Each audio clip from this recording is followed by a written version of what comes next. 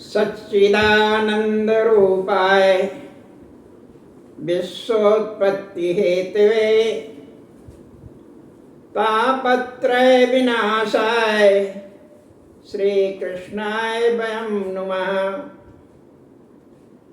धृति क्षमा दमः अस्ति शौचम इंद्रिय निग्रह धी विद्या सत्य क्रोधा एतत् धर्म लक्षणम।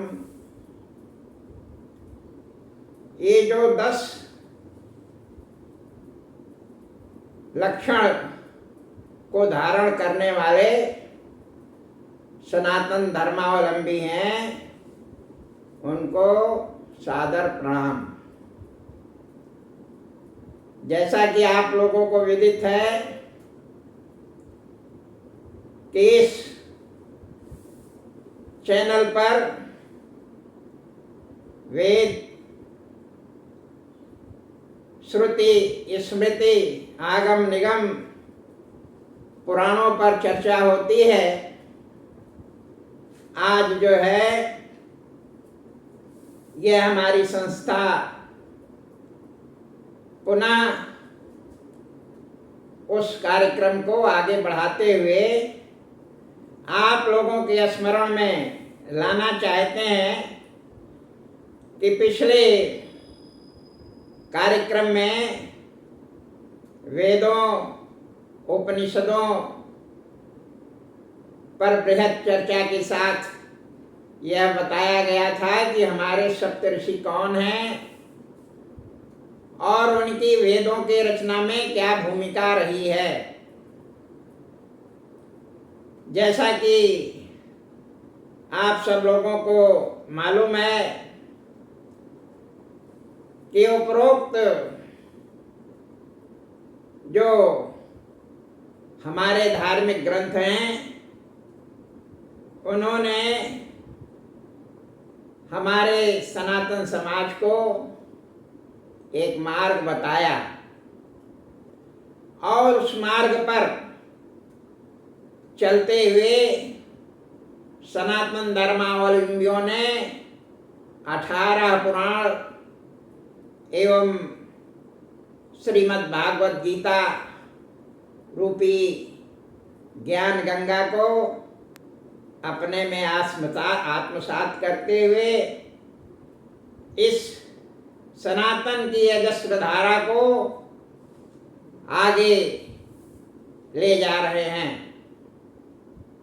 आप सब लोगों को मालूम है कि इस जो ब्रह्म विद्या है, इसको आगे ले जाने में हमारे जो शिक्षा पद्धति है या रही है, जिसका नाम गुरुकुल है, उसकी बहुत ही बड़ी भूमिका रही है। गुरुकुल में जो शिक्षा दी जाती थी वह स्वायत्त शिक्षा होती थी। उस गुरुकुल की व्यवस्था कोई शासन नहीं करता था, कोई सरकार की ओर से नहीं होता था, वह व्यवस्था समाज की ओर से होता था। और यही कारण है कि जैसा एक शब्द आता है सरकारी और दूसरा शब्द आता है असरकारी। असरकारी का मतलब जो शासन के द्वारा संरक्षित तो हो, लेकिन शासन के द्वारा वह चलाई न जाए। तो जो शासन के द्वारा नहीं, समाज के द्वारा चलाया जाता है, उसे असरकारी या यूं कहिए कि वो प्रभावोत्पादक होता है और समाज पर उसका असर होता है। और जो शासकीय व्यवस्था में चलता है, जैसा कि भारतीय स्वतंत्रता आंदोलन के बाद जब देश आजाद हुआ तो एक वर्ग ने मांग किया कि शिक्षा का राष्ट्रीयकरण हो, और धीरे धीरे शिक्षा का राष्ट्रीयकरण हो गया, विश्वविद्यालय बनाए गए। हालांकि जो विश्वविद्यालय का आज स्वरूप है वह अंग्रेजी पद्धति, जो लॉर्ड मैकाले थे उनकी प्रेरणा से भारतवर्ष को उसकी जो मूलभूत चीजें थी उससे अलग करते हुए केवल यहाँ के लोगों को सरकारी नौकरी में लाने के लिए, अपने कार्य को सुचारू रूप से चलाने के लिए वह शिक्षा दी गई। और हमारी जो सनातन या वैदिक शिक्षा थी, जिसमें 16 शास्त्र और 18 कलाएं पढ़ाई जाती थी, उन सारी शिक्षा व्यवस्था को समाप्त कर दिया गया। यह बात अलग है कि आजादी के पूर्व तक देश में स्थानीय राजाओं के संरक्षण में, स्थानीय समाज के संरक्षण में हमारी वह जो प्राचीन शिक्षा व्यवस्था थी वह जारी रही। जैसा आप जानते हैं कि 16 विद्याओं में चारों वेद, उपनिषद, पुराण, अर्थशास्त्र, तमाम आयुर्वेद, धनुर्वेद, शिल्प, तमाम तरह की विद्याएं समाज में पढ़ाई जाती थी। और उस शिक्षा के माध्यम से जिस समय वैदिक शिक्षा प्रणाली भारतवर्ष में लागू थी, यह कहा जाता है कि भारतवर्ष सोने की चिड़िया के रूप में विश्व में विख्यात थी। और इसकी संपन्नता और यहाँ के वैभव को देख करके दुनिया के लोग भारतवर्ष की ओर यहाँ से धन ले जाने के लिए आए। क्या हुआ क्या नहीं हुआ यह सब आप सब लोग जानते हैं, लेकिन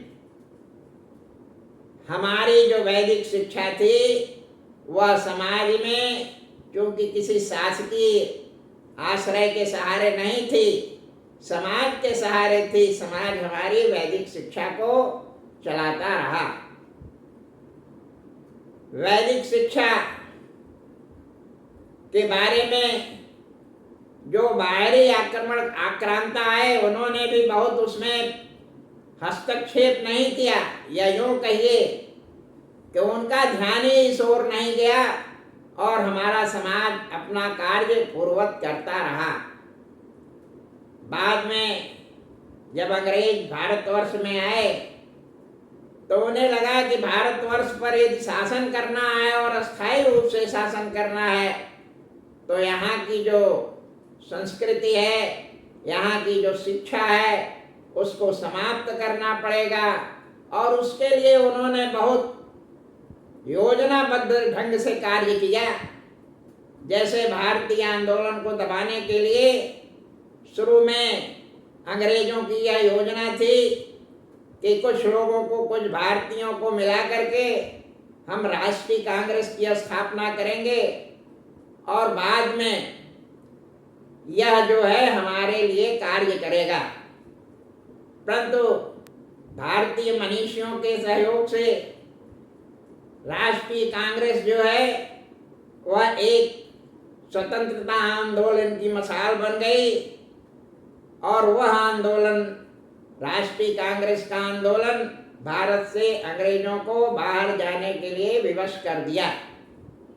परंतु जैसा आप जानते हैं कि देश को आज़ादी तो मिली, लेकिन उन्होंने अपने खास लोगों को, अपने विचारधारा के लोगों को, जो उनसे विचारधारा पाते थे, ऐसे लोगों को देश की व्यवस्था सौंप करके चले गए। और किसी तरह से देश में हमारी 14 विद्याओं और 16 विद्याओं और 48 कलाओं की शिक्षा जारी रही। परंतु आजादी के बाद देश के विचारकों को जो अपनी वैदिक शिक्षा प्रणाली के बारे में करना चाहिए था वह न करके वह बिल्कुल वही सारी व्यवस्थाएं जो मैकाले ने लागू किया था उसको लागू किया। परिणाम स्वरूप आज की स्थिति यह है कि भारतवर्ष में पुरानी प्रणाली को छोड़ करके नई प्रणाली में सारे युवक और युवतियां इस कार्य में लगी है कि किसी तरह से सरकारी सेवा मिल जाए और उस सरकारी सेवा में उनके जीवन का जो सबसे महत्वपूर्ण जीवन है वह लग जाता है। और कोई 30 वर्ष की अवस्था में, कोई 40 वर्ष की अवस्था में, कोई 50 वर्ष की अवस्था में भारतीय सेवा में अपना स्थान बना पाता है, लेकिन तब तक बहुत देरी हो जाती है।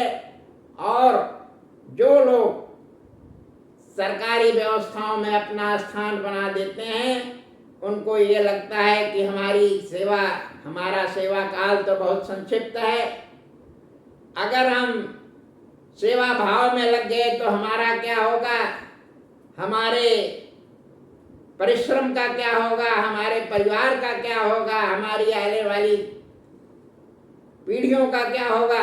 इस चिंता में वे अपना संतुलन खो देते हैं और यह कोशिश करते हैं कि किसी तरह से वह बाह्यकार को अपने परिवार की, अपनी व्यवस्था, अपने समाज की और अपनी व्यवस्था, अपने जीवन निर्वाह की व्यवस्था बनावें और तमाम तरह के कदाचार उत्पन्न हो जाते हैं। इस विषय में आपको कुछ कहने की आवश्यकता नहीं है। हमारा आज का विषय केवल हमारी प्राचीन शिक्षा व्यवस्था तक ही सीमित है।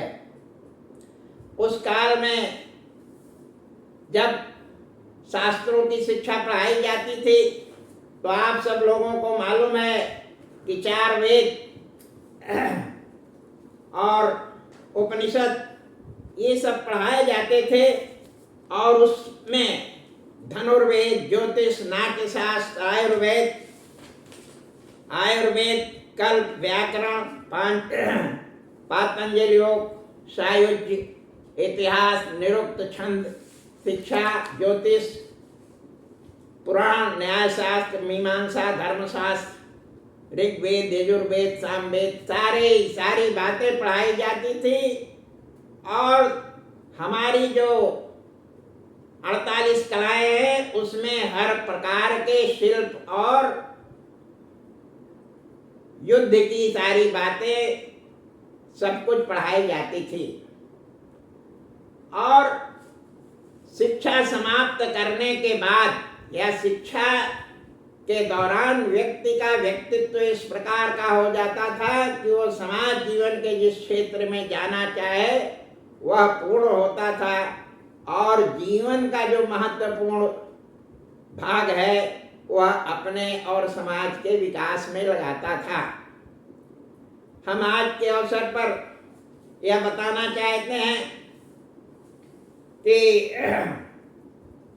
हमारा जो सनातन समाज है वह अपनी शिक्षा का जो मूल आधार मानता था, उसका मूल आधार या स्तंभ ये होता था कि अहिंसा परमो धर्मः। और उसमें है कि अहिंसा तो ठीक है, लेकिन केवल अहिंसा से काम नहीं चलेगा, तो उसमें जोड़ा गया था, हमारे वेदों ने जोड़ा था कि हिंसा धर्मो रक्षितः। धर्म की रक्षा के लिए हिंसा का भी उपयोग करना पड़ता है और जो धर्म की रक्षा करता है उसके लिए है धर्मो रक्षत रक्षिता। और जो धर्म है, अभी हमने धर्म की 10 परिभाषाएं आपको शुरू में ही बताए थे कि उसमें इतनी क्षमता होती थी कि धर्माधारणात् इत्याहु। धर्म की ये परिभाषा है कि जो समाज में व्यक्ति को समाज को धारण कर सके, उसे जीवन जीने का तरीका और समाज में स्थान दिला सके, वही धर्म होता है। और उसका पालन करने से हर प्रकार की आजीविका में व्यक्ति सक्षम हो जाता था और उसमें जो है वो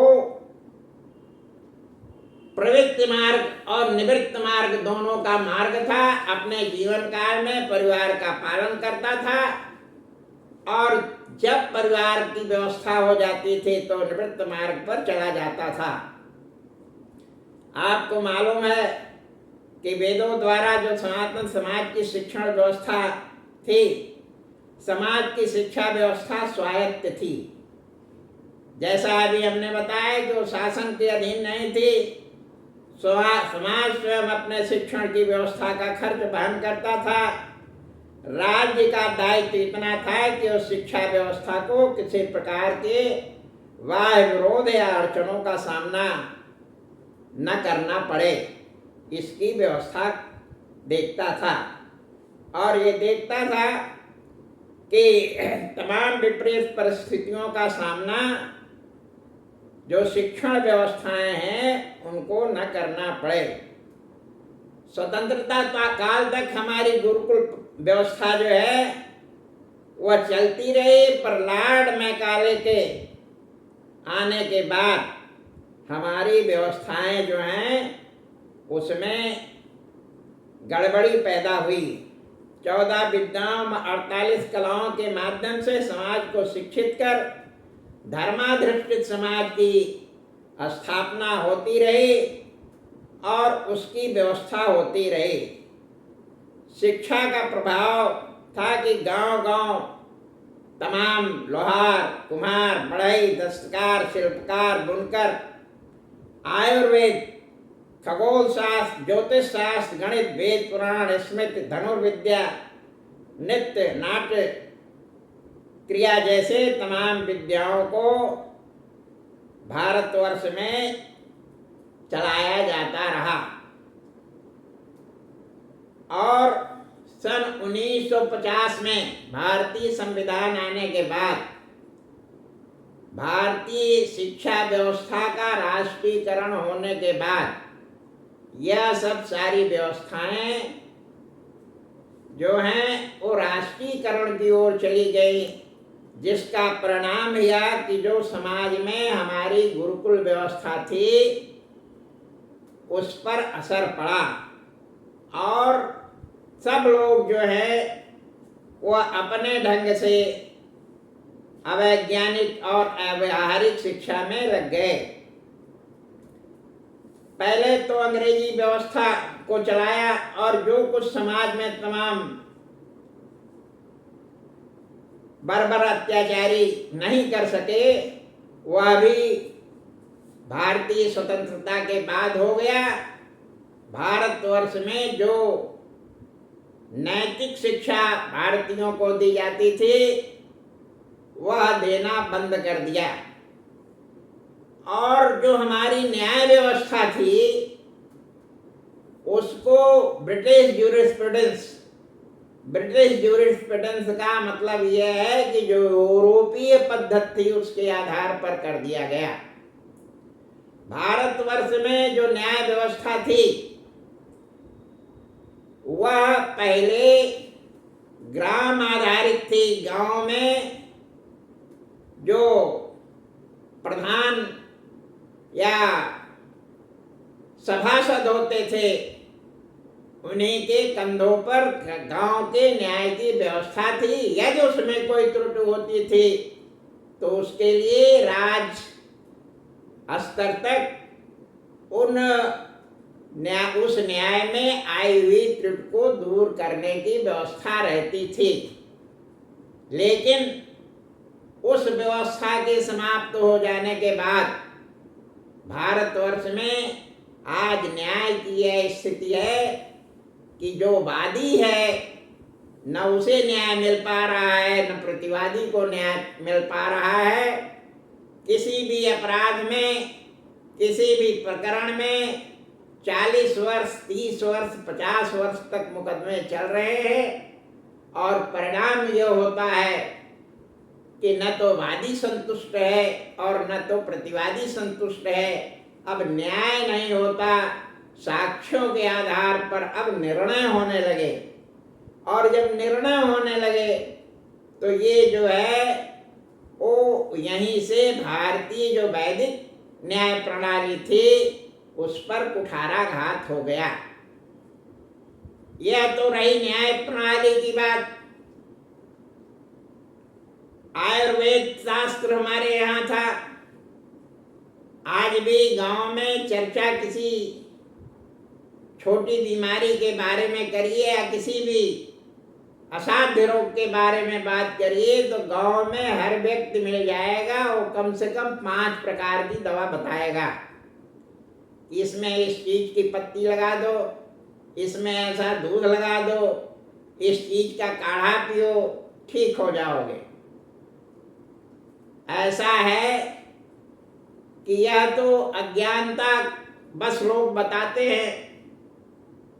उन्हें भी सत्य बात है कि मालूम नहीं है कि कौन सी औषधि का किस प्रकार से उपयोग किया जाए, क्योंकि हमारी शिक्षा व्यवस्था में जो लोग आयुर्वेद के विषय में जानते थे या उसकी जो औपचारिक शिक्षा देने में सक्षम लोग थे, उन सब लोगों को जो हमारी बुनियादी शिक्षा प्रणाली है उससे अलग कर दिया गया और उनके बीच में इस तरह की शिक्षा नहीं दी जा रही है कि भाई कौन सी औषधि कहाँ पर किस प्रकार से उपयोग होगा। इस कारण से जो हमारी प्राचीन आयुर्वेदिक पद्धति थी या हमारी शिक्षा प्रणाली थी उससे हमारा समाज कट गया। यह बात सत्य है कि जो आधुनिक शिक्षा, आधुनिक औषधि प्रणाली है उसने बहुत विकास कर लिया है, लेकिन यह प्रणाली तो अभी बिल्कुल चंद वर्षों या चंद दशकों की है। हमारी जो मानवता है, हमारा जो भारतीय समाज है, वह अनादिकाल से चला आ रहा है और कोई न कोई तो शिक्षा प्रणाली, कोई न कोई तो चिकित्सा प्रणाली थे जिसके सहारे आज तक समाज में वह सर्वाइव करता चला आया है। परंतु जो भी शिक्षा आयुर्वेद के विषय में थी उसको समाज से अलग कर दिया गया और यही परिणाम है कि सरकार जो भी घोषणा करे कि हम गरीबों के लिए बहुत कुछ कर रहे हैं, समाज में जिस स्तर तक काम होना चाहिए था आयुर्वेद के बारे में, चिकित्सा के बारे में जितनी सघन व्यवस्था होनी चाहिए थी वह इसलिए नहीं हो पाई कि हमारी जो स्थापित व्यवस्था थी वह समाप्त हो गई और जो नई व्यवस्था बननी चाहिए थी उसके लिए मेरे पास या समाज में के पास इतना हाथ नहीं था, इतनी व्यवस्था नहीं थी कि वह गांव में, सुदूर गांव में और गरीबों तक पहुंचाई जा सके। और यही कारण है कि समाज में औषधि के मामले में, दवाइयों के मामले में, चिकित्सा के मामले में भारतवर्ष अन्य देशों से पिछड़ गया। और अगर समाज में दोनों तरह की व्यवस्था होती तो यह आज स्थिति नहीं होती। हमारे समाज में ज्योतिष भी पढ़ाई जाती थी। ज्योतिष के बारे में आप सब लोगों को मालूम है कि ज्योतिष की शिक्षा तो बिल्कुल दी ही नहीं जा रही है। जो व्यक्ति पंचांग देख लेता है उसके बारे में कहा जाता है कि यही ज्योतिषी है। वास्तव में ज्योतिष, धनुर्विद्या, आयुर्वेद, शास्त्र, यह सब अलग विषय हैं और यह बहुत गंभीर विषय है। पंचांग का पढ़ने वाला या पंचांग देखने वाले को समाज यह मान लेता है कि बहुत बड़े ज्योतिषाचार्य हैं, परंतु ज्योतिष इतना छोटा विषय नहीं है। ज्योतिष में जो हमारे यहाँ पंचांग में बताया जाता है, पंचांग में तो केवल 5 अंग बताए जाते हैं। ज्योतिष के 5 अंग बताए जाते हैं। ज्योतिष में बहुत सारे अंग हैं, पर यह मान लिया जाता है कि जो पंचांग देख लेता है वह बहुत बड़ा ज्योतिषी है। ज्योतिष में जो पंचांग में बताया जाता है वह केवल नक्षत्र के बारे में, योग के बारे में, तिथि के बारे में, करण के बारे में, इस तरह से 5 अंगों का कोई ज्योतिष के केवल 5 अंगों को ही बताया जाता है, जबकि ज्योतिष बहुत बड़ा विषय है। इसमें योगिनी होती है, मुहूर्त होता है, कला होता है, निमिष होता है, योग के अनेकों प्रकार होते हैं, नक्षत्र होता है, 27 नक्षत्र होते हैं, 12 राशियां होती हैं, इनके क्या प्रभाव होते हैं और सूर्य और चंद्र का ज्योतिष में क्या महत्व है, यह विषय जो है हमें न तो बताया जाता है न समाज के ज्ञान में है कि यह क्या है।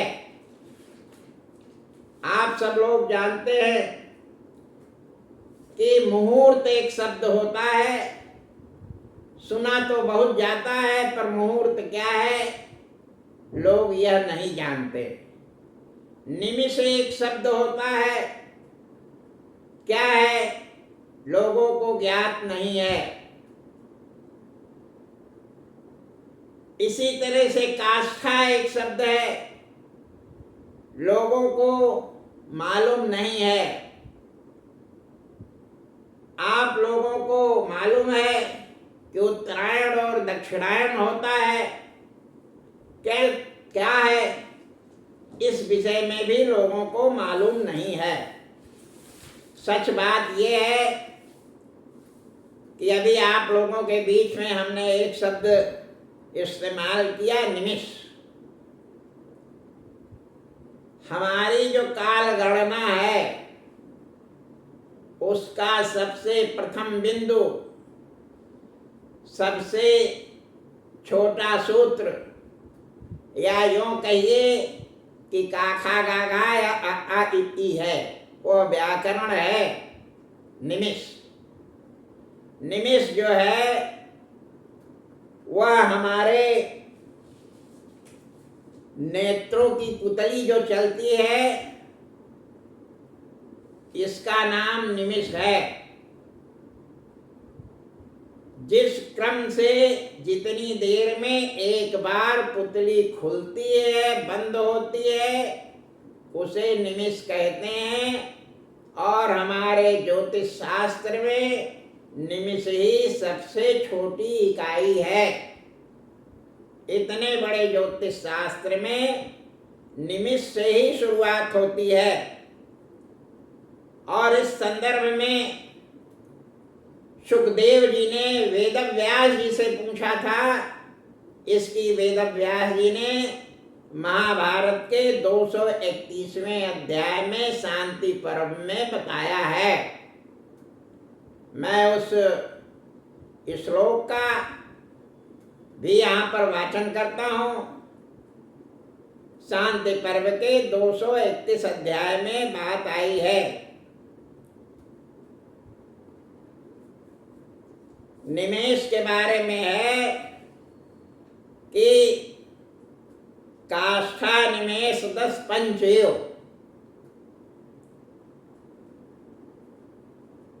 पंच 10 पंचयो, 10 माने आप समझ रहे हैं, पंचयो माने 5, 10 और 5 मिलकर के बनते हैं 15। तो 10 और 5 15 निमेष बन करके एक काष्ठा बनती है। जितनी देर में यह 15 बार हमारी पुतली खुलती है और बंद होती है, उसको काष्ठा कहा जाता है। और त्रिशंतु काष्ठा गणेत कलाताम, 30 जो काष्ठा है उसकी गणना से कला बनती है। कला एक नया शब्द ज्योतिष में कला शब्द है, आपने सुना है, चंद्रकला, सूर्य कला वगैरह वगैरह। चंद्र कला की तरह से व्यक्ति का या किसी का विकास होता है, तो कला शब्द है। तो त्रिशंतु काष्ठा, अब काष्ठा के बारे में आया है कि 15 बार जब पुतली बंद होती है और खुलती है तो एक काष्ठा बनता है। और इसी तरह से त्रिशंतु, त्रिशंतु माने 30 बार, 30 बार जब काष्ठा, 30 बार मतलब 30 बार काष्ठा की गणना से कला बनती है। तो यहाँ पर यह कहने का तात्पर्य हुआ कि काष्ठा जब 15 है, 15 बार पुतलियां जब बंद होती हैं और खुलती हैं तो एक काष्ठा बनता है। तो त्रिशंतु काष्ठा माने 30 बार जब काष्ठा होती है तो उसको कला कहा जाता है, चंद्रकला कहा जाता है। तो 15 को आप 30 से अगर गुणा कर देंगे तो 15 तिया 45 माने 450 बार जब पुतली खुलती है और बंद होती है, इतने समय को कला कहा जाता है। आगे आया है त्रिशंत कला शापि भवेन मुहूर्तो। अब इसके साथ आपने सुना है कि एक शब्द होता है मुहूर्त। सुना है कि समाज में शादी का मुहूर्त है, मुहूर्त निकला जा रहा है, अच्छा मुहूर्त है किसी कार्य करने के लिए, यह मुहूर्त शब्द आता है। तो मुहूर्त के बारे में कहा जाता है कि विशंत कला शापि भवेन मुहूर्तो, त्रिशंत कला शापि भवेन मुहूर्तो। ये जो कला है यह जब 300 बार चलती है और उसमें जो है भागम कलायाम दशमांशयः स्यात्, ये जो कला का जो 10वां अंश है माने उसका 10वां अंश माने 1/10 भाग, ये जो काष्ठा है 3 काष्ठा, यह मिल करके भागम कलायाम दशमश्च काठा, इससे जो है मुहूर्त बनता है। एक मुहूर्त में 300 कलाएं और 3 काष्ठा मिलकर के बनती है। जैसा कि अभी हमने आपको बताया कि काष्ठा क्या होती है, 15 निमेष से एक काष्ठा बनती है। और इसी तरह से कला बनती है। कला कितने से बनती है? त्रिशंतु काष्ठा गणेत कला, माने उसी को 30 बार जो है आप गुणा कर दीजिए, 15 को 30 से गुणा कर दीजिए तो कला बनती है। यह जो मिनिमम यूनिट है वह निमेष की है। अब आगे आता है त्रिशं मुहूर्तादु वेदश्च रात्रिश्च संख्या मुनिभिः प्रणीता। 30 मुहूर्त से जो है वो रात्रि बनती है। त्रिशंत मुहूर्तादु भवेदश्च और रात्रिश्च संख्या मुनिभिः प्रणीता। यह दोनों मिलकर के वह दिन बनता है। त्रिशंत मुहूर्ता, ये जो मुहूर्त के बारे में अभी हमने बताया कि इतने कला मिलकर के मुहूर्त बनता है और उसका 30 मुहूर्त मिलकर के एक रात बनती है। इसी प्रकार से दिन बनती है। और आगे कहा है मास स्थितो रात्र हनीच 30।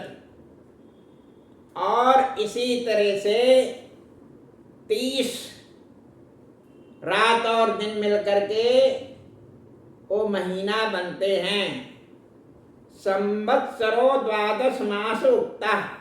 और इसी प्रकार से 12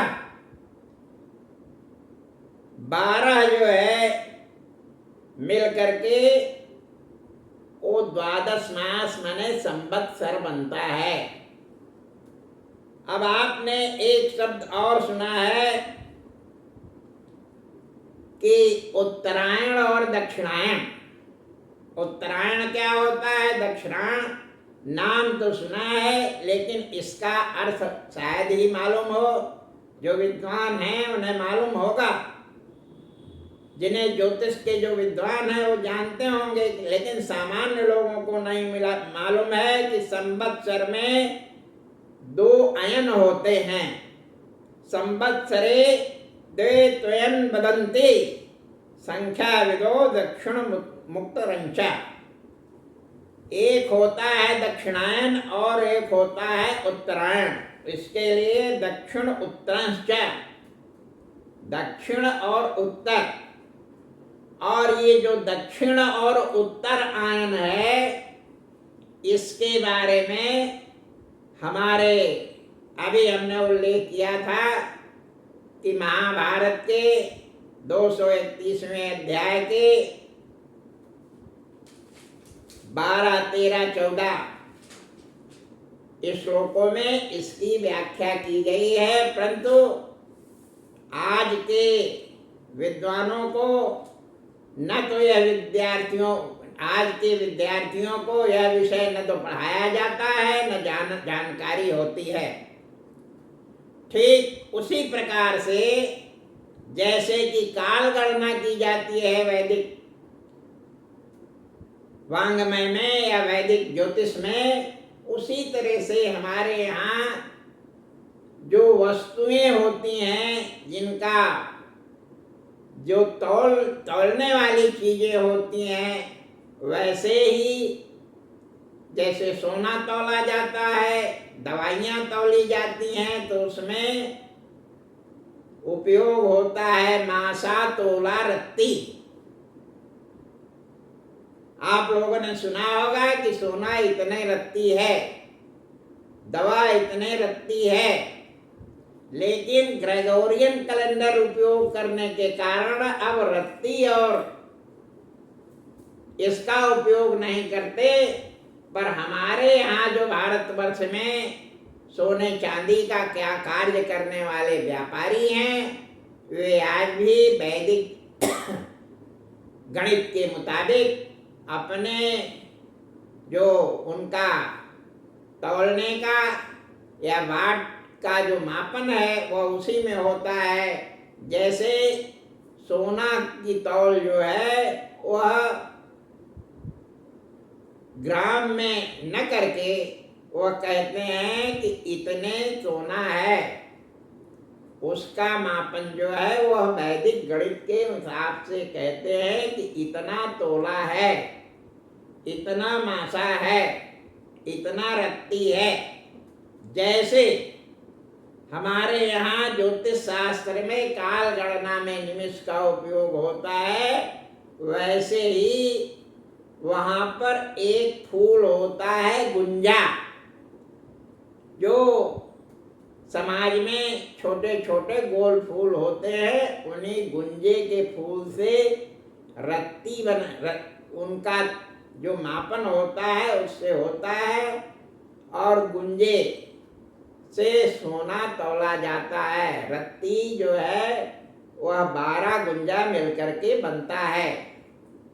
इस विषय में आप जो है देख सकते हैं, पर इसका प्रचलन नहीं है। ज्योतिष के बारे में हम आपसे और कहना चाहते हैं कि ज्योतिष में बहुत सारी बातें होती हैं जो समाज के विद्वान लोग हैं, जिन्हें ज्योतिष शास्त्र के विषय में मालूम है, वे जानते हैं कि जो हमारी ज्योतिष शास्त्र की गणना होती है सूर्य और चंद्र के उदय के कारण होती है, और उसको जो है ज्योतिष में मूलाधार माना जाता है। पंचांग देखने वाले लोग, जैसा कि अभी हमने बताया कि वो सही गणना उसके द्वारा संभव नहीं है, क्योंकि सूर्य किसी स्थान पर कभी निकलता है, किसी दूसरे स्थान पर उसका समय बदल जाता है। तो जब उसके सूर्य और चंद्र के निकलने का समय बदल जाएगा तो हमारा जो ज्योतिषीय गणना है या जो वैदिक गणना है वह सब बदल जाएगी, और उसका जो सही परिणाम है वह इसलिए नहीं आएगा कि हमारी काल गणना वह अशुद्ध हो जाती है। इसीलिए क्योंकि जो हमारी घड़ियां ग्रेगोरियन कैलेंडर के हिसाब से बनाई गई हैं, उसके लिए एक स्थान निर्धारित है, वहीं से पूरे देश की घड़ी का समय जो है निर्धारित किया जाता है। या अलग अलग स्थानों पर कुछ होगा, पर ज्योतिषीय वैदिक काल गणना और ग्रेगोरियन कैलेंडर द्वारा स्थापित, ग्रेगरी महोदय द्वारा स्थापित काल गणना अगर मिला देंगे तो न यह सही रहेगा न वह सही रहेगा, काल गणना में अशुद्धियां आ ही जाएगी। इसलिए जो हमारे प्राचीन ज्योतिष शास्त्री थे, उन्होंने स्थान स्थान पर धूप घड़ी बना रखी थी, और उस घड़ी के मुताबिक, उस घड़ी के अनुसार किस ऋतु में कितने बजे सूर्य निकलता है और उसमें कितने बजे कहाँ पर धूप आएगी, यह उनके पास काल गणना होती थी। यही हमारी वैदिक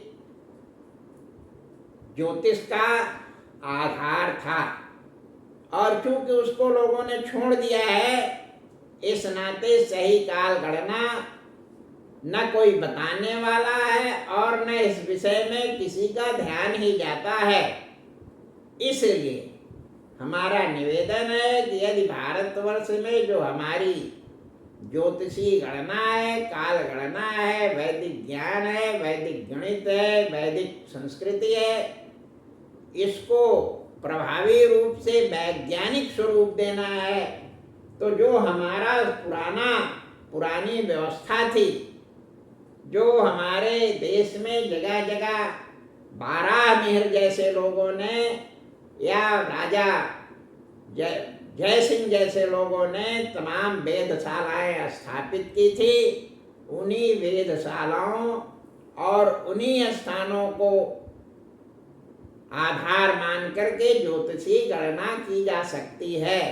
और अगर कोई यह चाहेगा कि हम इसमें ग्रेगरी कैलेंडर की काल गणना मिला दें और वैदिक का मिला दें, तो ना तो वो वैदिक रह जाएगा और ना वो ग्रेगोरियन रह जाएगा, उसमें आने वाला परिणाम अशुद्ध होगा, और जब अशुद्ध होगा तो लोग कहेंगे कि ये जो भारतीय ज्योतिष है या वैदिक ज्योतिष का कोई महत्व तो नहीं है, इसमें परिणाम सही नहीं आता, ये उसका अपमान करने जैसा ही होगा।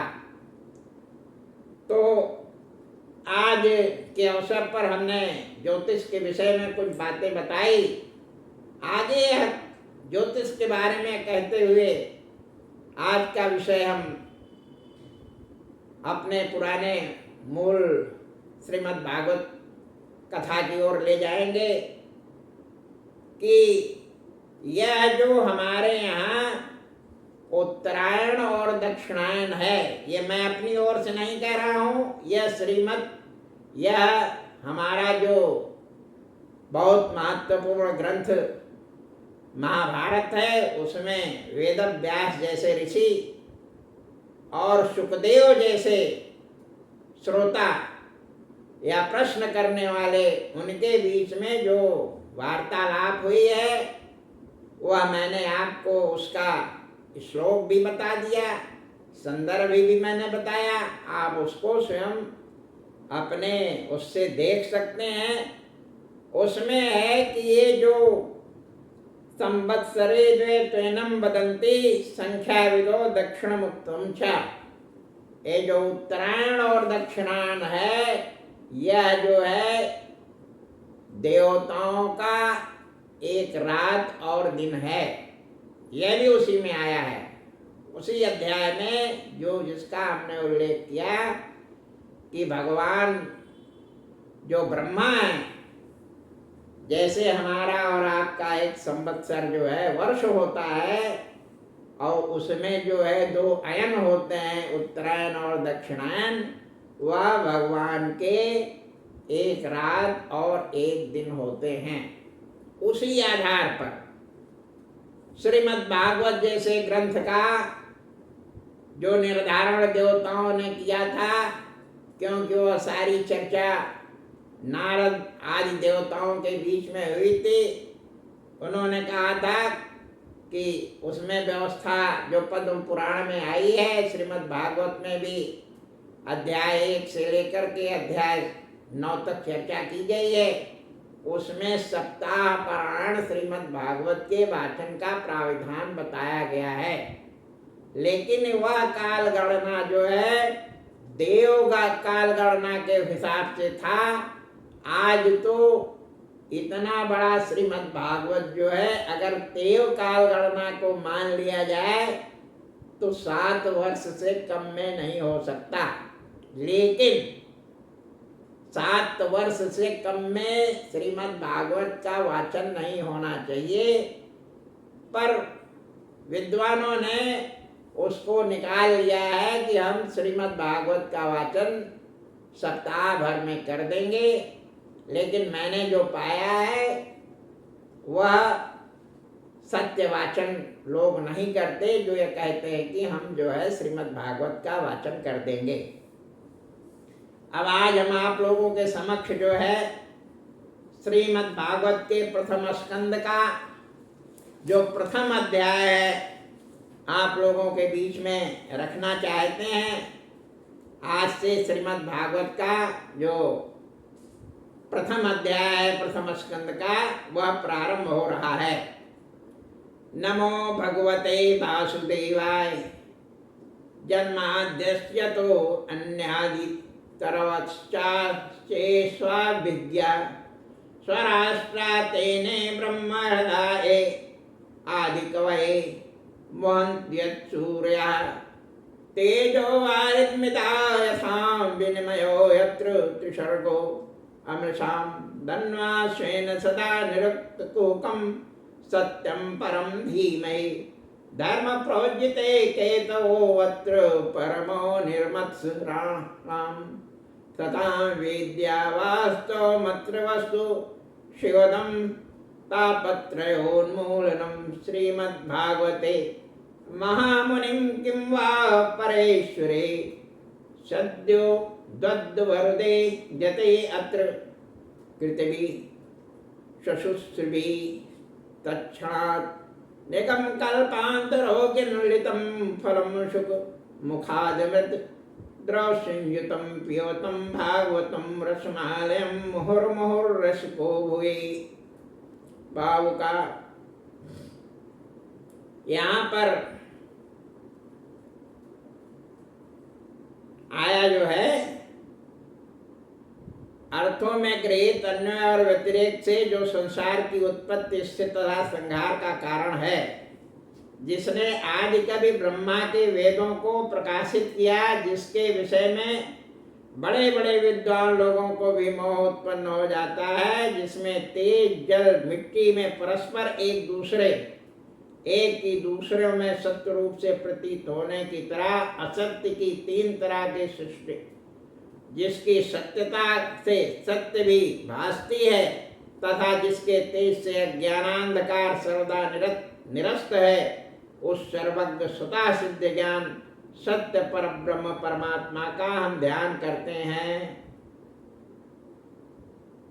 भगवान नारायण के द्वारा संक्षेप में कहे गए तदंतर श्री महामुनि वेदव्यास जी द्वारा विस्तार में रचित इस सुंदर भागवत में मत्सर अर्थात दाह से रहित और जीवों पर अनुकंपा करने वाले सज्जनों के फल की अभिलाषा से रहित केवल ईश्वर का आराधन रूप उत्कृष्ट धर्म का निरूपण किया गया है।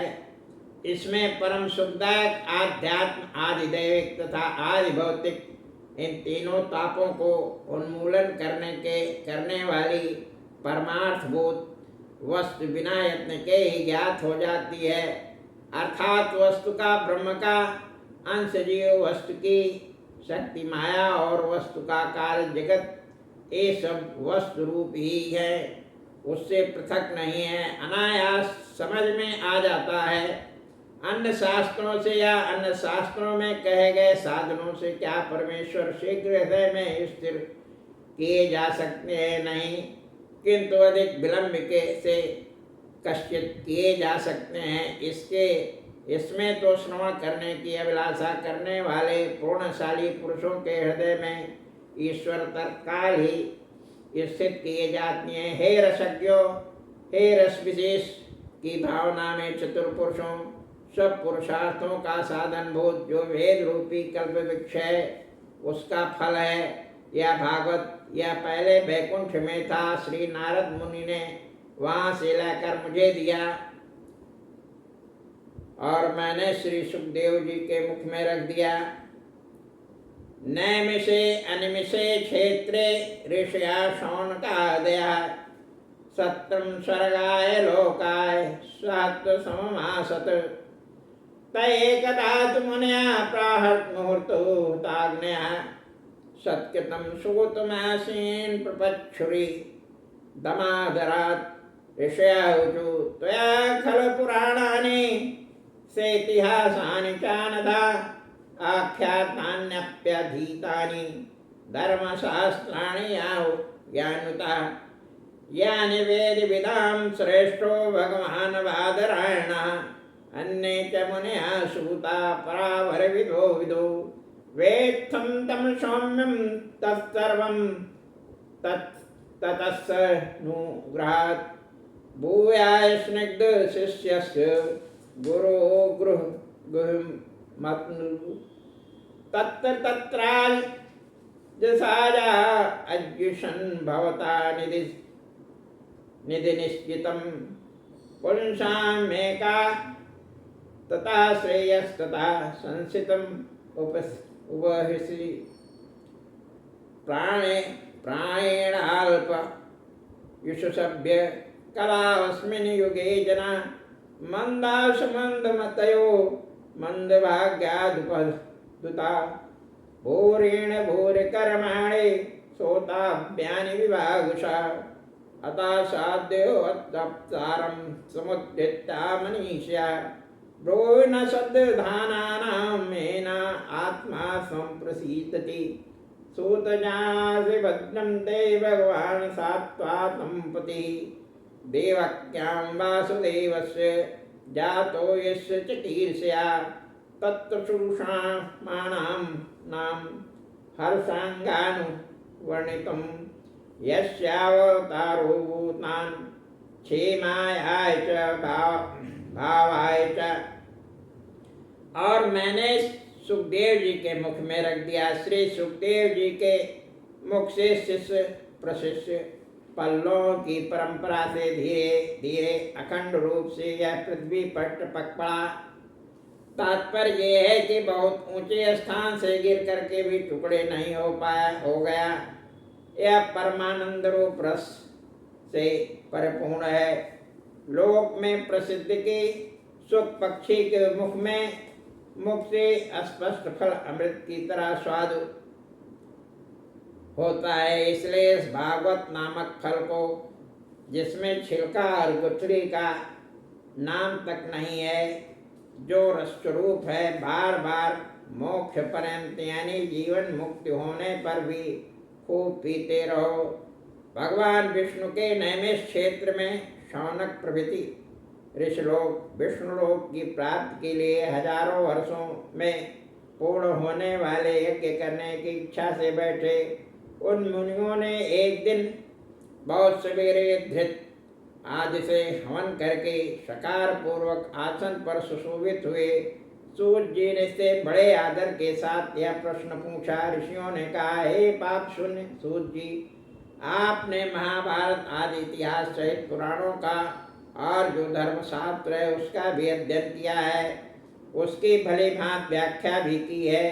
विद्वानों में सर्वश्रेष्ठ श्री वेद व्यास जी एवं सगुण तथा निर्गुण ब्रह्म का ज्ञान रखने वाले और दूसरे ऋषि लोग भी जिन शास्त्रों को अच्छी तरह जानते हैं, हे सौम्य सूत जी, आप उन्हें उन सब महामुनियों की दया से तत्वता जानते हैं। फिर गुरु लोग अपने प्रेमी शिष्य से गुप्त बातें भी बतला दिया करते हैं। इसलिए हे आयुष्मान, उन शास्त्रों में पुरुषों के परम कल्याण का साधन जो आपने दृढ़ निश्चय किया है, वह हम लोगों से कहने की कृपा करिए। हे साधु, इस कलयुग में मनुष्य प्राय अल्पायु, अत्यंत आलसी, मंद भाग्य और नाना विध रोग आदि उपद्रवों से व्याकुल हो रहेंगे।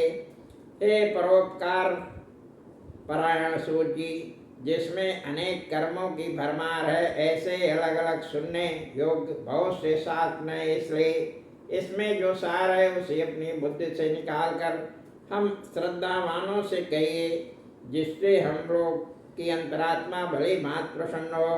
हे स्तुत जी, आपका कल्याण हो। भक्तों के प्रतिपालक भगवान जिस कार्य की अभिलाषा से वसुदेव की धर्मपत्नी देवकी में उत्पन्न हुए, वह आपको ज्ञात है। सुनने की अभिलाषा रखने वाले हम लोगों से उसे क्रमशः कहिए।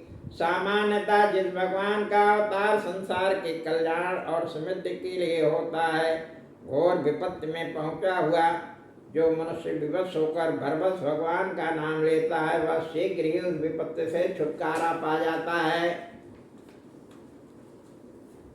आपन्न संसति घोरा यन्नाम विवशो गुणन तथा सद्योगमुच्चेत यदि भेदशं भयं यत्पादा संशया शून्य सूत मुनिः प्रसमायना सद्या पुनः स्पुष्टा स्वधुन्यापोवनु सेवया को वा भगवतस्तस्य पूर्णश्लोके कर्मणा शुद्धिकामो न शृणुयाद्यासु कलिमलापहम् तस्य कर्माणुदाराणि परिगीतानि शूरवी भो न सद्यदानानां लीलया दद्दता कला अदाख्यायिं हरेदीं मनवतार कथा शुभां लीला विदयन्ति स्वरेमीश्वर स्यात्म माया वयं तु न वितृप्याम् उत्तम श्लोके विक्रमे यक्षणां वयस् ज्ञानानां स्वादु स्वादु पदे पदे कृतानि किल वीर्याणि सारामेण केशवा अतिमर्त्यानि भगवान् गूढ़ कपट मानुष कलिमागत माज्ञाय क्षेत्रे अस्मिन् वैष्णवे वयम् असीनां दीर्घसत्रेण कथायां सक्षणां हरे त्वं न संदिस्वा त्वं न संसितो धात्रा दुष्करं निस्तर तीर्षतां कलिसत्वहरं पुंसां कर्णधार इवाणं ब्रो योगेश्वरे कृष्णे ब्रह्मणे ब्रह्मणे धर्मवर्मणि स्वाकाष्ठा मधु नोत्पेते धर्मकं शरणं गतः। कारण कि उस नाम से स्वयं भी डर लगता है। हे सूर्य, गंगा का जल भगवान के चरण कमरों से निकला हुआ है, बहुत दिनों तक सेवन करने से पवित्र करता है, किंतु जिस परमात्मा के चरण कमलों का आश्रय करने वाली तथा शांति के आधार मुनिलोक सेवकों को शीघ्र पवित्र कर देते हैं। अपने अंतःकरण की शुद्धि की चाह रखने वाला इस संसार में भला ऐसा कौन पुरुष है जो पवित्र कीर्ति वाले नारदादि भक्तों से गाए जा रहे हैं उस भगवान के सांसारिक दुखों को नष्ट कर देने वाला यश का श्रवण न करेगा। लीला से ब्रह्मा रुद्र आदि की मूर्ति धारण करने वाले नारद आदि भक्तों से भली भांत गाए गए उस भगवान के बड़े बड़े विश्व श्रेष्ठ आदि कार्यों का हम श्रद्धावानों में वर्णन करिए। हे बुद्धि सागर, अपनी माया से इच्छानुसार क्रीड़ा कर रहे विष्णु भगवान की अब मत्स्यावतारादि की सुंदर कथाएं कहिए। योग योग आदि से हम लोगों तृप्त हो चुके हैं, परंतु उत्तम चरित्र भगवान के विक्रम से हम लोगों तो तृप्त नहीं हो रहे हैं, भले ही और दूसरे लोग हो जाएं, क्योंकि भगवान की मनोहर कथा सुनने वाले रसिक जनों को पद पद में खूब स्वाद मिलता जाता है। जिसने अपनी माया से मनुष्य का रूप धारण कर अपना वास्तविक असल स्वरूप छिपा रखा है, उस भगवान केशव के बलराम जी के साथ मनुष्यों से होने लायक जो गोवर्धन पर्वत उठाना आदि अद्भुत चरित्र किया है। हे सूत जी, वह कहिए, यानी श्री कृष्ण चरित्र का वर्णन करिए। कलयुग आ गया है यह जानकर उसके भय से विष्णु पद में जाने की इच्छा कर भगवान विष्णु के इस क्षेत्र में हजारों वर्षों से समाप्त होने वाले यज्ञ करने की अभिलाषा से हम लोग बैठे हुए हैं।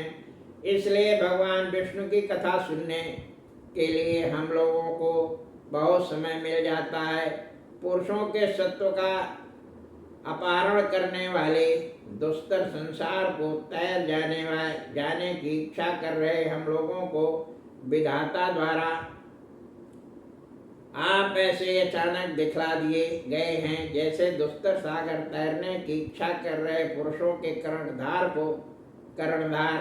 हे सूत जी, कवच की भांति धर्म की रक्षा करने वाले ब्राह्मणों की हितैषी योगेश्वर भगवान श्री कृष्ण के अपने स्वरूप में प्रतिष्ठित हो जाने पर धर्म किसकी शरण में गया, यह कहिए। भगवान कृष्ण से पूछा जा रहा है। अब हम आप लोगों के समक्ष श्रीमद् भागवत प्रथम स्कंद के 2 अध्याय का वाचन प्रारंभ कर रहे हैं।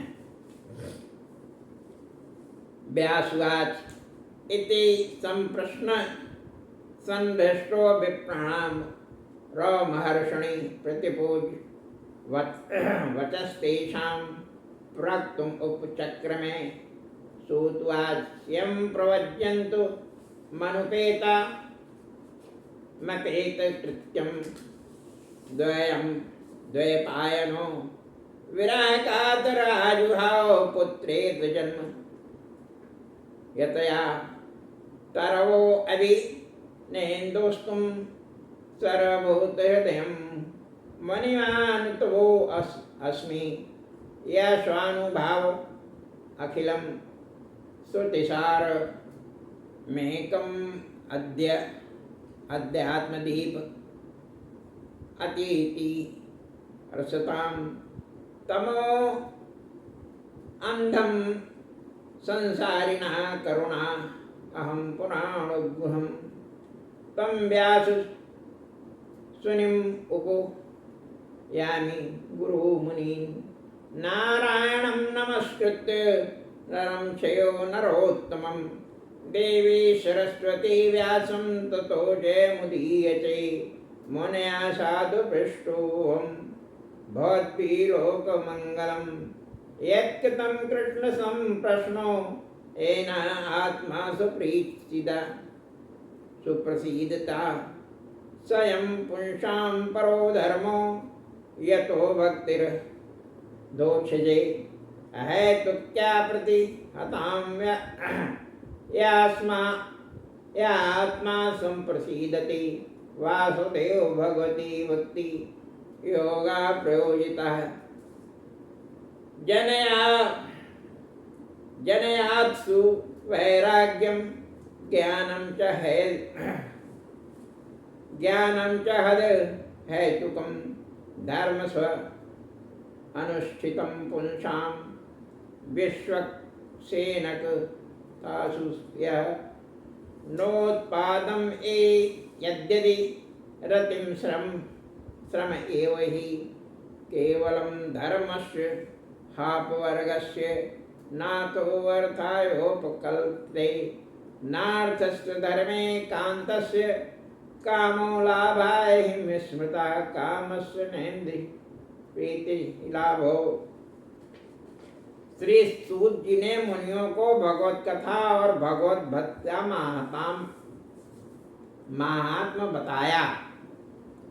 श्री व्यास जी ने कहा, शौनक आदि ऋषियों के ऐसे प्रश्न से अति प्रसन्न हुए। रोम वर्षण के पुत्र सूत जी ने उन लोगों के वचन कोश की सराहना कर प्रश्नों का उत्तर देना आरंभ कर दिया। सूत जी ने कहा, कर्मों से शून्य अर्थात नैष्ठिक होने के कारण कर्म मार्ग में प्रवृत्त न हुए, इसलिए सब कुछ छोड़ छाड़ कर अकेले विनायक को उपवीत धारण किए हुए ही आश्रम से भागकर जंगल में जा रहे, जिन्हें श्री व्यास जी ने विरह से कातर होकर, हे पुत्र, यों बहुत ऊंचे स्वर से तब पुकारा। तब तन्मय होने के कारण जिन्होंने वृक्ष से ही हाँ पिताजी ऐसा उत्तर दिलाया, उन समस्त प्राणियों के हृदय में योग बल से प्रवेश करने वाले महामुनि को मैं प्रणाम करता हूँ। संसार नामक गाढ़े अंधकार को तैर जाने की चाह रखने वाले संसारी जीवों के ऊपर दया करके जिन्होंने अपना असाधारण प्रभाव रखने वाले अक्षर श्रुतियों के सार अद्वितीय एवं आत्म तत्व के साक्षात प्रकाशक एवं पुराणों के मध्य में अत्यंत गोप्त भागवत पुराण का वर्णन किया है, उन मुनियों के गुरु श्री व्यास जी के पुत्र सुखदेव जी की शरण में जाता हूँ। प्रत्येक कथावाचक को उचित है कि सब पुरुषों में श्रेष्ठ भगवान के अवतार स्वरूप नर नारायण सरस्वती देवी और श्री व्यास जी को नमस्कार कर ग्रंथ का आरंभ करे।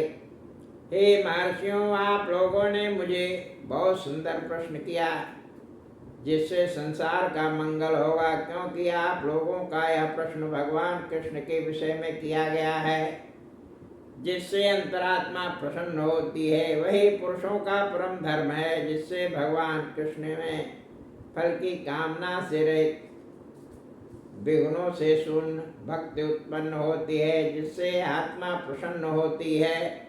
भगवान वासुदेव में प्रायोजित भक्ति योग अर्थात उत्पन्न हुई शक्ति भक्ति जिस वैराग्य और ज्ञान को उत्पन्न करती है, वह अहेतुक होता है, अर्थात सुस्त तर्क आदि से दृष्टिगोचर नहीं होता। तात्पर्य यह है कि वह उपनिषद गम्य होता है। भले भांत संपादित पुरुषों का धर्म यदि भगवान कृष्ण की कथाओं में प्रेम नहीं पैदा कर सका तो यह केवल व्यर्थ श्रम ही है। जैसे मोक्ष के लिए संपादित धर्म का फल अर्थ उचित नहीं होता, वैसे ही धर्म ही है मुख्य फल, जिसका ऐसे धन का फल विषय भोग भी मुनियों द्वारा लाभदायक नहीं कहा गया है। विषय भोग का फल इंद्रियों की प्रसन्नता नहीं है, किंतु जितने काम के सेवन से मनुष्य का जीवन बना रहे उतना ही काम लाभप्रद है। जीवेते यावता जीवस्य तत्व जिज्ञासा नाथो यथेष्ट कर्म भी वदन्ति तत्व विदस्तस्त्वं यज्ञानमद्वयं ब्रह्मेति परमात्मेति भगवन्नितिं शब्दते तच्च ध्यानां मुनयो ज्ञान वैराग्य युक्तया पश्यन्तानि चात्मानि भक्ता सुतगीतया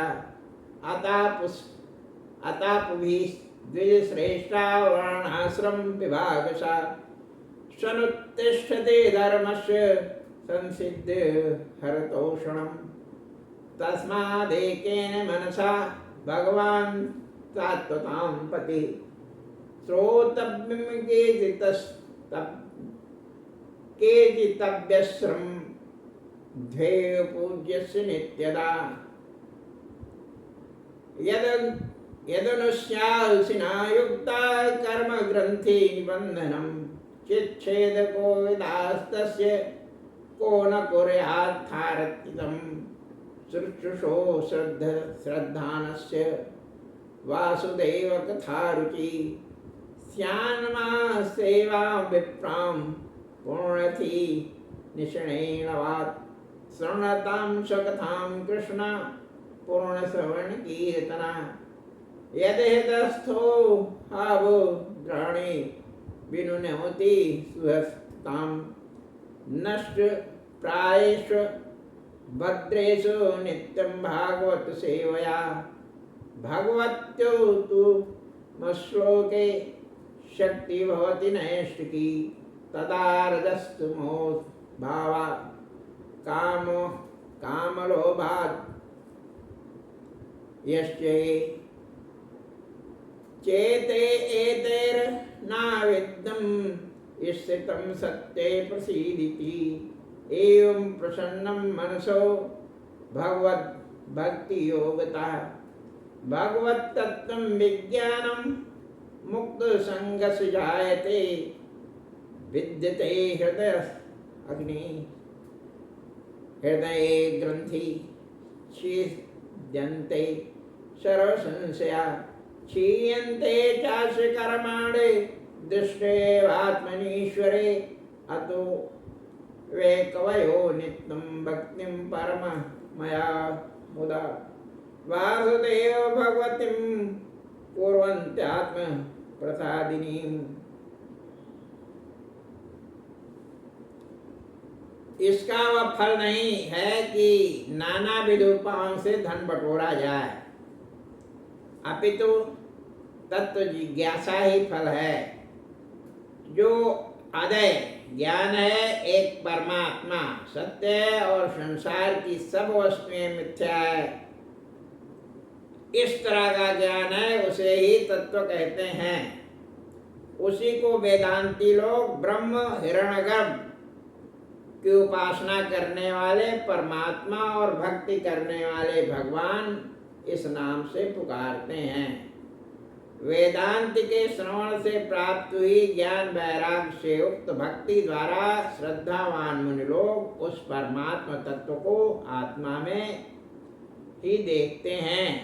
इसलिए हे ब्राह्मण श्रेष्ठ ब्राह्मणों, ब्राह्मण क्षत्रिय वैश्य शुद्ध इन चार वर्णों एवं ब्रह्मचर्य गृहस्थ वानप्रस्थ और संन्यास इन चार आश्रमों के लिए जो अलग अलग नियम बनाए गए हैं उनके अनुसार पुरुषों से भली भांति अनुष्ठित धर्म का फल भगवान श्री कृष्ण को प्रसन्न करना है। इसलिए एक चित्त नित्य भक्त रूपी भगवान श्री कृष्ण का श्रवण कीर्तन ध्यान और पूजन करना चाहिए। जिस भगवान के ध्यान रूपी तलवार से युक्त ज्ञानी लोग अहंकार रूपी गांठ पैदा करने वाले कर्म को छिन्न भिन्न कर डालते हैं। उस भगवान की कथा से भला कौन प्रेम न करेगा। हे ब्राह्मणों, पूर्ण तीर्थों के निषेवन से तब शून्य पुरुष को महात्मा की सेवा करने का अवसर मिलता है। उस सेवा से धर्म में श्रद्धा उत्पन्न होती है। तदंतर भगवान के गुणानुवाद सुनने की इच्छा, इसके बाद उस श्रद्धावान शिशु को भगवान वासुदेव की कथा में अभिरुचि उत्पन्न होती है, जिसका श्रवण और कीर्तन पूर्ण स्वरूप है। हे सज्जनों के हितकारी भगवान श्री कृष्ण,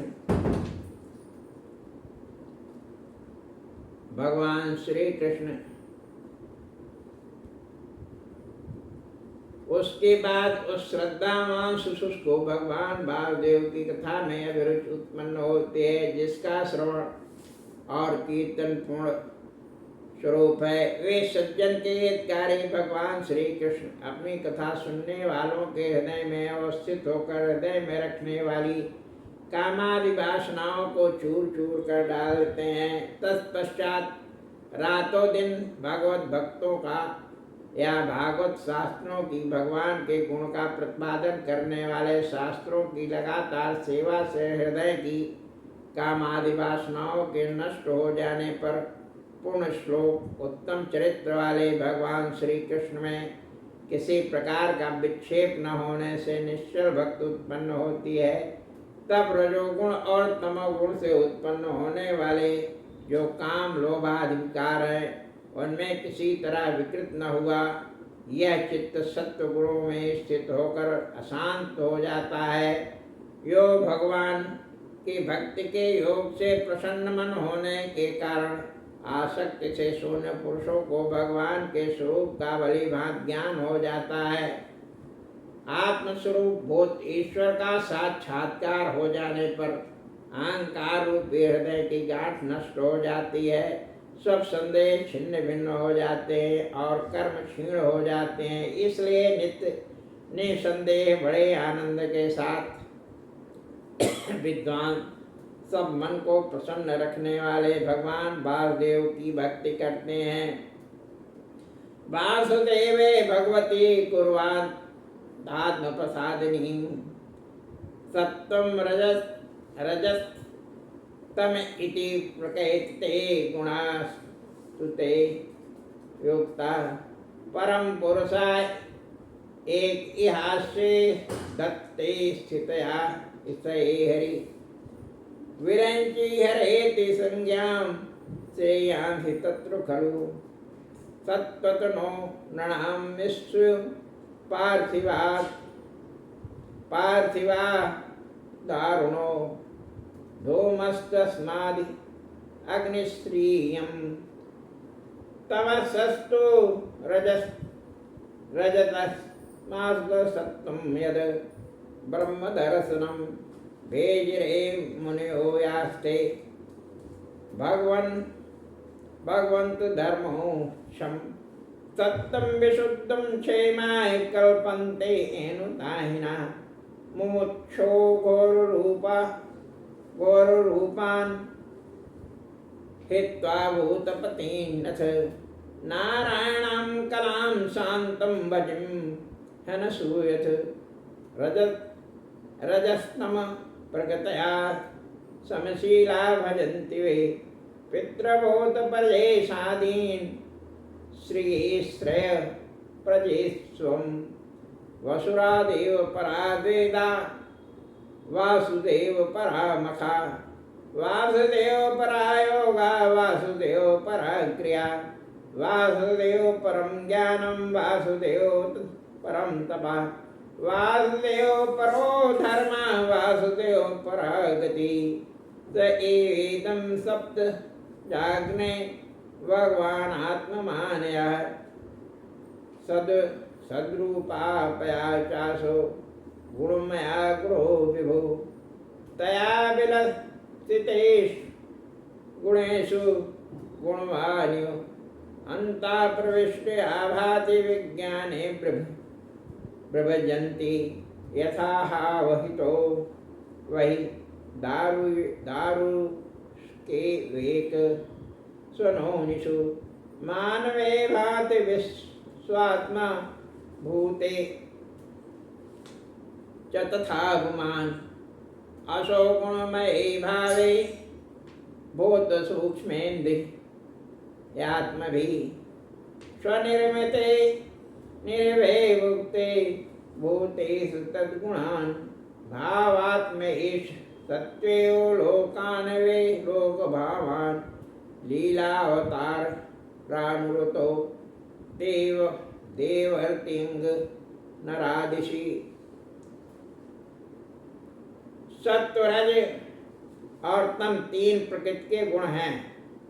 उनमें से युक्त होकर इस संसार में यद्यपि एक परम उत्कृष्ट पुरुष अर्थात भगवान कृष्ण ही हैं, इस विश्व की स्थित सृष्टि और प्रलय के लिए विष्णु ब्रह्मा महेश इन भिन्न भिन्न नामों को धारण करते हैं, परंतु इन तीनों में मनुष्यों को सुख फल तो सत्वगुण प्रधान भगवान से ही मिलते हैं। प्रकाश रहित लकड़ी की अपेक्षा जैसे धूम श्रेष्ठ है, क्योंकि कुछ देर तो वह प्रकाश युक्त रहता है, और उस धूम की अपेक्षा उस धूम से उत्पन्न हुई तीन भेद रूपी अग्नि साक्षात कर्म साधन होने से जैसे श्रेष्ठ है, वैसे ही अज्ञान रूपी तमोगुण की अपेक्षा रजोगुण श्रेष्ठ है, और उसकी अपेक्षा सत्वगुण श्रेष्ठ है। जो ब्रह्म का प्रकाश अर्थात ब्रह्म ज्ञान करने वाला है, तात्पर्य यह है कि तमोगुण प्रधान शिव की अपेक्षा रजोगुण प्रधान ब्रह्मा और ब्रह्मा की अपेक्षा सत्वगुण प्रधान विष्णु ही श्रेष्ठ है। यही कारण है कि प्राचीन काल में ऋषियों ने विशुद्ध सत्वमूर्ति भगवान श्री कृष्ण की सेवा की थी। इसलिए जो लोग उन प्राचीन ऋषियों का अनुवर्तन करेंगे, यानी उन्हीं लोगों के समान भगवान की आराधना करेंगे, उनका इस संसार में महान कल्याण होगा। मुक्ति की चाह रखने वाले पुरुष किसी भी देव की निंदा न करते हुए भयंकर आकार वाले भूतपति पितर प्रसाद आदि को छोड़कर शांत रूप नारायण की कलाओं की आराधना किया करते हैं। इस संसार में ऐसे लोगों की भी कमी नहीं है जिसका स्वभाव भूत पिशाचों की भांति रजोगुण और तमोगुणमयी है। वे धन ऐश्वर्य बाल बच्चों के इच्छुक होकर पितर भूत प्रजापति आदि की आराधना किया करते हैं। सब वेद प्रधान रूप से भगवान के गुण गाया करते हैं। जो यज्ञ किए जाते हैं उनका भी तात्पर्य भगवत प्राप्ति ही है। योग शास्त्रों का परिवसान भगवान वासुदेव की प्राप्ति में है। आसन प्राणायाम आदि क्रियाएं भगवान वासुदेव की प्राप्ति के लिए ही बतलाए गए हैं। वेदांत ज्ञान शास्त्र भगवान वासुदेव का प्रतिपादन करते हैं। ज्ञान शब्द का तात्पर्य है भगवान वासुदेव का ज्ञान। दान व्रत आदि विषयों का प्रतिपादन करने वाले धर्मशास्त्र भी भगवान के आनंद रूप से ही हैं। इसलिए उनका अंशभूत होने से स्वर्ग आदि फल भी वासुदेव परखी है। स्वयं निर्गुण व्यापक होते हुए भगवान ने सत्वरज तमोगुण स्वरूप कार्य कारण रूप अपनी माया से संसार की पहले रचना की। उस माया से उत्पन्न हुए इस आकाश आदि पदार्थों में भी रत प्रविष्ट होकर भगवान स्वयं प्रकाश चैतन्यात्मक होते हुए भी वे सब पदार्थों में मेरे अधीन है। इस प्रकार के अभिमान से ग्रस्त जैसे अविभाषित होते हैं, जिस तरह अग्नि स्वरूप को प्रकाशित करने वाले लकड़ी आदि में प्रविष्ट हुई एक ही अग्नि लकड़ी आदि के आकार के अनुसार